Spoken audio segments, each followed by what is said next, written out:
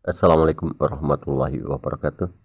Pada kesempatan kali ini saya mencoba untuk membahas latihan soal matematika kelas 41 halaman 83 yang diambil dari buku Belajar Bersama Temanmu Kurikulum Merdeka. Langsung untuk latihan soalnya. Nomor 1, dari 5 segi 4 di bawah ini, pilihlah 2 segi 4 yang memiliki sifat berbeda dengan lainnya. Perhatikan pada gambar segi 4 yang A itu namanya adalah persegi panjang, B jejar genjang, C belah ketupat, D trapesium, dan E adalah segi 4 sembarang.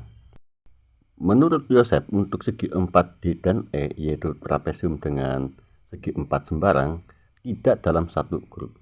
Adapun menurut Farida, A dan C tampak berbeda satu sama lain. Dan menurut Kadek, Yosef dan Farida dianggap salah. Aku menggambar diagonal pada setiap segi 4 tersebut. Dari pernyataan ketiga anak tersebut, di sini kita diminta satu, jelaskan mengapa Yosef berpikir bahwa segi 4D dan E tidak dalam satu grup.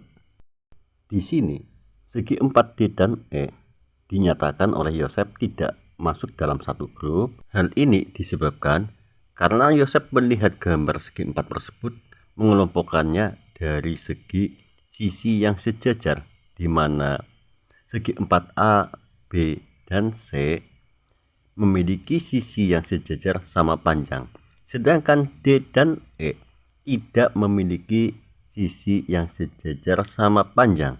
Dengan demikian, D dan E tidak masuk dalam satu grup. Berikutnya untuk nomor 2-nya, jelaskan mengapa Farida berpikir bahwa segi 4A dan C tidak dalam satu grup. Mengapa Farida berpikiran demikian? Hal ini disebabkan karena Farida melihat segi 4 tersebut dari segi sudutnya, di mana segi 4A dan C keempat sudutnya siku-siku atau sudut 90 derajat. Sedangkan segi 4B, D, dan E keempat sudutnya bukan sudut siku-siku. Dan demikian oleh Farida, A dan C dinyatakan tidak dalam satu grup. Untuk selanjutnya yaitu menurut Kadek, di mana menurut Kadek Yosef dan Farida dikatakan salah, di mana Kadek menggambar diagonal pada setiap segi 4 tersebut. Berdasarkan ide Kadek, segi 4 mana yang tidak dalam satu grup. Perhatikan pada gambar di mana oleh Kadek setiap segi 4 dibuatkan diagonalnya. Apabila di sini Kadek melihat dari perpotongan diagonalnya, di mana pada segi 4A, B, dan C perpotongan diagonalnya membagi 2 sama panjang, sedangkan pada segi 4 D dan E perpotongan diagonalnya tidak membagi 2 sama panjang, sehingga oleh Kadek D dan E dinyatakan tidak dalam satu grup. Dengan demikian, pendapat Kadek sama dengan Yosef, berbeda dengan Farida atau menyalahkan Farida. Tetapi apabila Kadek melihat dari segi panjangnya diagonal, di mana segi 4 B, D, dan E diagonalnya tidak sama panjang, sedangkan segi 4A dan C diagonalnya sama panjang, maka A dan C tidak dalam satu grup. Kalau demikian, pendapat ini sama dengan Farida menyalahkan Yosef. Untuk selanjutnya yaitu nomor 2. Gambar di bawah ini hanya menunjukkan diagonal-diagonal dari berbagai segi 4. Berikan nama dari berbagai segi 4 tersebut dengan mengukur panjang dan besar sudut diagonal-diagonalnya.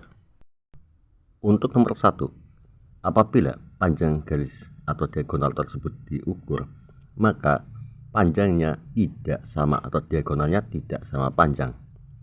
Dan perpotongan pada diagonal tersebut, apabila kita ukur menggunakan busur derajat, maka sudutnya membentuk sudut 60 derajat dengan 120 derajat. Dan demikian perpotongan diagonalnya tidak tegak lurus karena bukan membentuk sudut siku-siku. Dan perpotongan dari diagonalnya membagi 2 sama panjang. Dengan demikian, bangun tersebut merupakan bangun jajar genjang. Berikutnya, diagonal untuk nomor 2. Apabila kita ukur, panjang diagonalnya tidak sama panjang.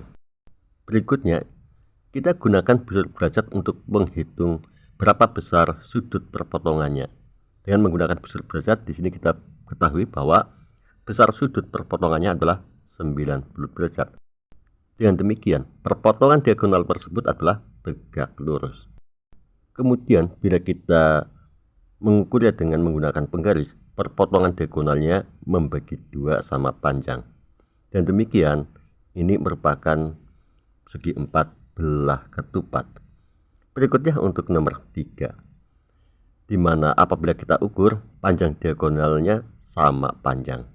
Dan jika kita gunakan busur derajat untuk menghitung besar sudutnya, maka kita ketahui bahwa besar sudutnya adalah 130 derajat dengan 50 derajat.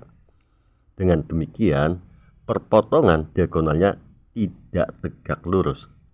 Pada perpotongan diagonalnya di sini membagi 2 sama panjang. Dengan demikian, ini merupakan segi 4 per segi panjang.